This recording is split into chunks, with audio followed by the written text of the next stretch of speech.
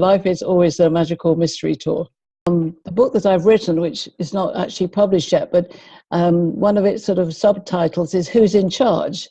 And by that, I mean, actually, you're in charge, which is what you're saying. You know, if I'm right, then everybody else is right. But it's also about what people hear. So a lot of people will hear, if you started saying, well, I'm right, they might say, oh, does that mean I'm wrong? A lot of people seem to do today is that they go, well, I can't cope with this conversation. You must be wrong and I'm right, so I'm leaving.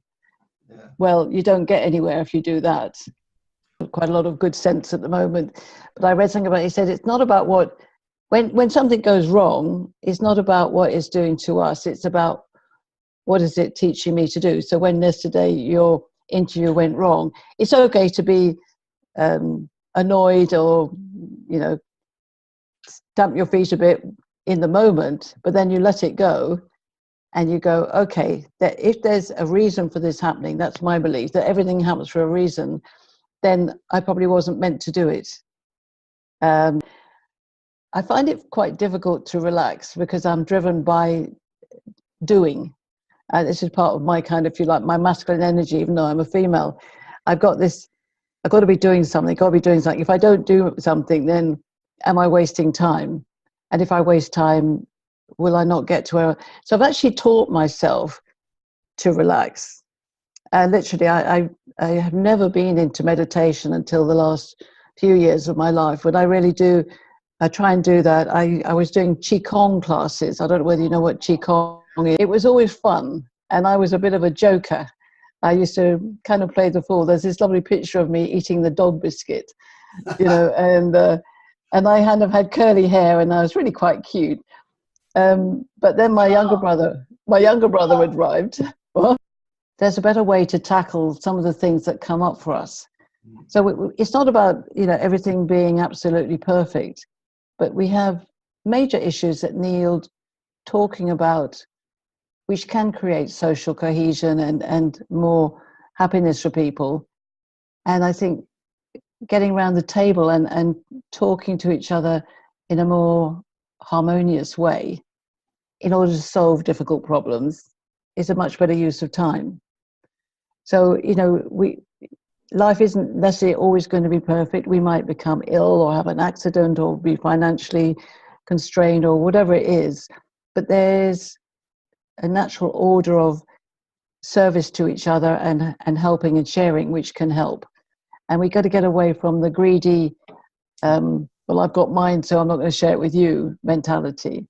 But also, I don't see that we need to look after everybody if they're not looking after themselves. And questions about that, but just take us over that one. Well, I was really focused, for so long I have been focused on women because that's been the kind of drawing. And then I thought, well, there feels at the moment like there might be a gap for men about what's going on for men because of a lot of pressure from from lots of issues, from confusion over the Me Too movement, sexual harassment in the corporate world, in the entrepreneur world, but also in life, and the growth of the strong millennial woman, and the women are now allowed to go out there and be forceful and do everything. And so I thought, no, let's focus on men. And what I found for the last month, I've been interviewing men, and it's really interesting, Lance, because they want to talk about themselves, they want to share. They want to say, this is how it is for us. And we like being a man. We want women to understand us. We'd like women to appreciate us. And my goal is that by highlighting what men feel about themselves now, so what they feel about themselves, as well as the world of men and women, that when they are posted out eventually on a Magical Conversation TV show, that women and other men will watch without prejudice and without condition, just to say, okay, I didn't realize that. Because a lot of the men are saying, well, we want to share our emotions. We want to be okay to cry. But when we cry, don't mother us. So, there are lots of little nuances that I'm learning. And I don't know that anybody else has done this, because there's men working with men's groups, and there's men instructing women on men, and there's women asking men to understand them. And I'm trying to understand men and put that out there so that women can take a different stance. And then my blueprint embraces them all. Yeah, it's interesting because Partly because we've got so used to being in a world that's changing so fast that we've forgotten to talk about the ground rules. So the way I look at it and the way I structure is that fundamentally, biologically, we're different. So that, we have different pieces. And even if the brain is only slightly different, there's some differences. So we take that whole. And then we have physicalities which are different. So that's different within both genders. But even biologically, there's some very baseline differences. And if you look at it like a metaphor, men are like bears, very grounded, and women are like birds, we're very flighty. So I use some of these metaphors to get people thinking. On top of that, we've grown a world where we can all do the same things. So we all have a telephone, a computer, we're all digital, we're all texting. So we've created this world where we all appear to be the same and we can all do the same jobs. And that's changed in my lifetime. Three decades ago, women weren't doing the things that they could do now, and men wouldn't have dreamed of doing some of the jobs that they are doing.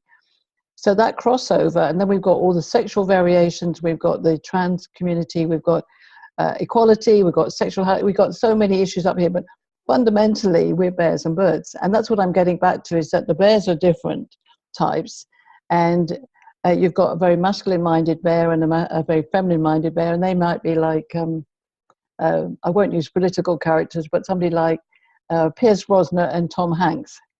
So yeah. Pierce Brosnan is the MM and Tom Hanks is the softer guy. And the women, you've got different types of women there. I always use Judi Dench and Maggie Smith for my examples there, but not everybody in America knows those. But the Judi Dench is a character she's quite tomboyish, and she plays M in Bond. Yes. And there are very few female actresses who could do that.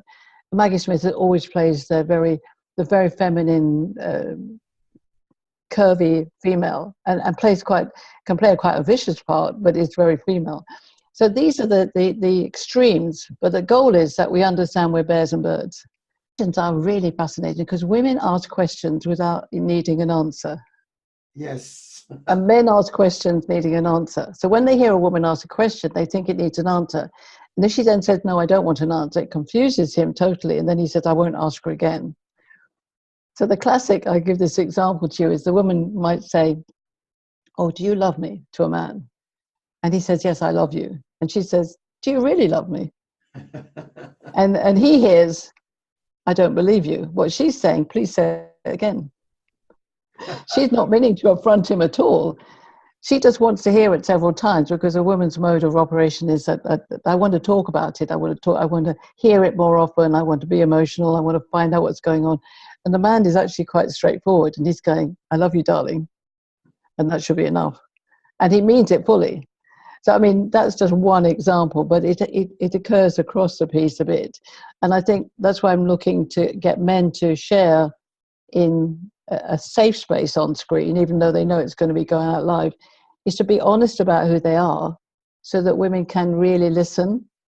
Because I think sometimes women want to hear what they want to hear, and they want to change their man to be the person they want him to be.